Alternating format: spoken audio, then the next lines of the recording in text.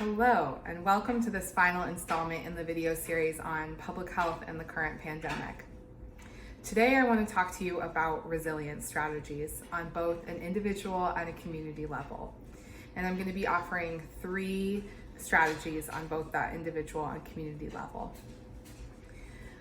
What do we mean by resilience? Resilience is our ability to adapt to challenging circumstances.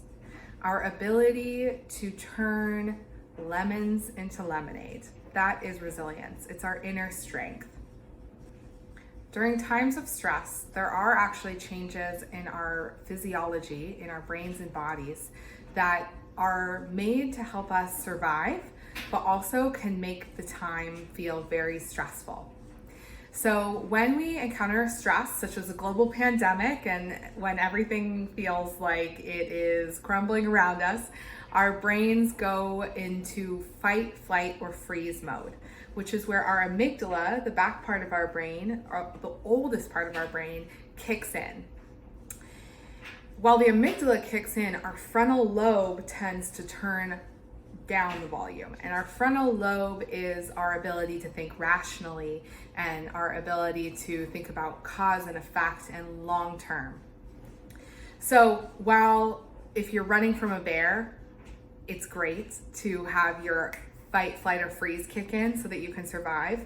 When we're dealing with a pandemic like this, where it's a little more long term, we don't necessarily want to be in that stress crisis mode the whole time. We want to turn our frontal lobe back on and soothe the fears of our amygdala. Additionally, our nervous systems also have a response. So you have your sympathetic nervous system, which is that fight, flight, or freeze, and you have parasympathetic, which is rest and digest. So we want to use strategies that are going to help us get into that rest, relaxed mode so that our body just continues to function at a high level and we don't use all our resources immediately and just continue to be in crisis. So let's talk about how to stay out of crisis. So one thing that's really important for building resilience and building our inner strength is celebration and community connection. So we have to remember the good things and remember our emotional connections even when things feel crazy. So this looks like video chatting with your friends. It looks like reading all the funny memes online, sending them to your friends, laughing. As much laughter as you can get right now, the better. Another strategy that might be helpful right now is really learning to talk about your feelings on a deep, vulnerable level with either your friends or a trusted adult, such as a parent, or maybe a school counselor if they have virtual appointments right now. A third strategy for getting our nervous systems into rest and digest and getting our brains back to our frontal lobes is that we really want to learn to stay in the present moment. So this may look like techniques such as mindfulness and meditation, and I will share a video next that is a little meditation for you. And it can also just look like kind of sitting, breathing, noticing the room around you, and really noticing what resources you do have rather than focusing on what you don't have. It's important to remember, especially at the stage of your lives that you're in, that there is no such thing as potential. There's no such thing as what should be happening right now. There is only what is happening. Your lives are unfolding day by day, hour by hour, and you are creating those lives. And it's a slow process. So if this coronavirus pandemic feels like it really kind of threw you for a loop and things don't look like you thought they would at the end of this year, just give yourself some compassion and know that you are still creating exactly the life that you are meant to have. There is only this moment, and you are a true gift in this moment exactly as you are. Now I want to talk a little bit about community level resilience, because none of us can do this on our own. And remember, the public health perspective always takes a systemic approach. So the public health perspective is always looking at what we can do broadly to affect many people.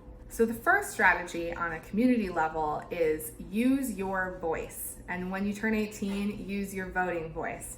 So this is the time to really think about, what do you value? What do you want to see valued in the policies in our country? If you're not 18 yet, you can still use your voice.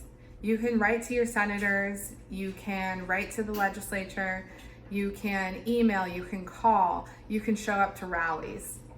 You can talk to your friends about what kind of world you want to build. And I know that it is frustrating as a young person when there are so many people in power who sometimes don't pay attention to you, and I still experience that myself. And I would just say, stay in it. Stay in it. We're in this for the long haul.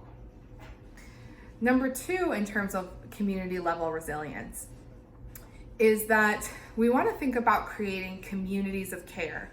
So in our daily lives, and especially after this pandemic is over, how can we really create relationships in our community so that we make sure everybody's taken care of? Are there elderly people in your community that you can check in on, that you can give a phone call to, that you can deliver groceries to? And we want this to start happening all year long, not just when there's a pandemic. The third factor in community resilience that I want to leave you with today is really thinking about where in our businesses, in our schools, can we really put humans first and the needs of our health first. So this could look like things like implementing paid sick leave. It could look like implementing paid family leave. It could look like making sure that there are accessible buildings for people with disabilities, or accessible ways of working for people with disabilities, maybe a more flexible remote work policy. Are there options for parents to make sure that they have childcare, or that they can leave work when they need to take care of their child? These are all things that we can start to look at when we look at how we want to rebuild our world. They're things that we've been working on for decades, but especially after this pandemic, I think we have some new opportunities to really look at the data and look at where we can make improvements in human lives in all our structures. I hope this video was helpful in thinking about resilience as we get through this pandemic. And like I said, I will upload a meditation video if you want to practice some of those mindfulness techniques. Thank you so much for joining me for this video series, and I wish you stay healthy and stay safe.